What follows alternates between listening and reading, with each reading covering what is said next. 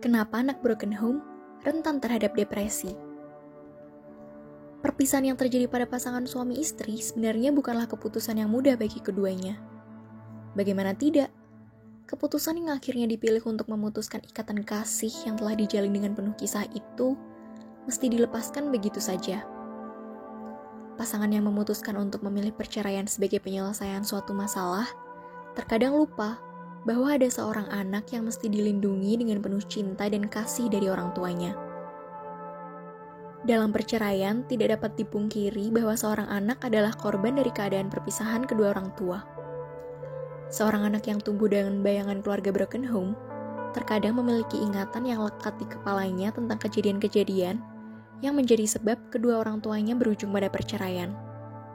Seperti saat kedua orang tuanya sedang bertengkar hebat, kekerasan dalam rumah tangga yang disaksikan oleh seorang anak, bahkan hingga seorang anak tersebut yang menjadi sasaran amarah kedua orang tuanya.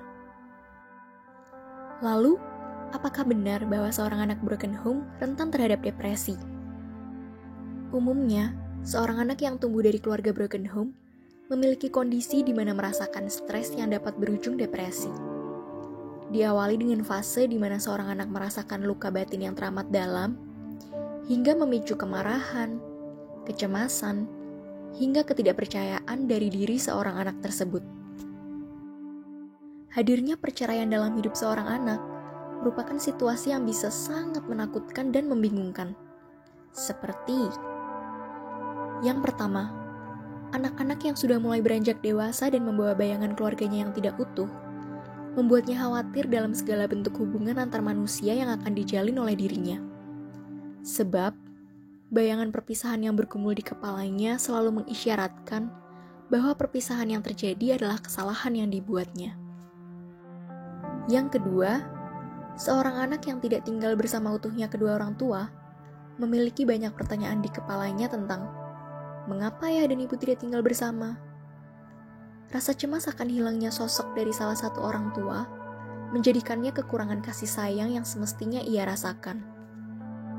Yang ketiga, semakin beranjak dewasa, seorang anak mulai berpikir kritis tentang mengapa kedua orang tuanya saat dulu berpisah. Hal ini dapat memicu emosi seorang anak yang marah pada keadaannya dan bisa mulai menyalahkan salah satu atau bahkan kedua orang tuanya atas pertikaian yang berujung perpisahan dalam keluarganya. Perlu digarisbawahi bahwa perceraian yang terjadi memanglah bagian yang sulit dalam hidup untuk diterima. Namun, bagian yang tersulitnya adalah dampak dari perceraian yang telah terjadi. Berbagai macam emosi memungkinkan akan muncul pada setiap diri. Terlebih pada diri seorang anak, yang bahkan fatalnya dapat menyebabkan stres hingga berujung depresi akibat luka batin yang melekat pada ingatannya.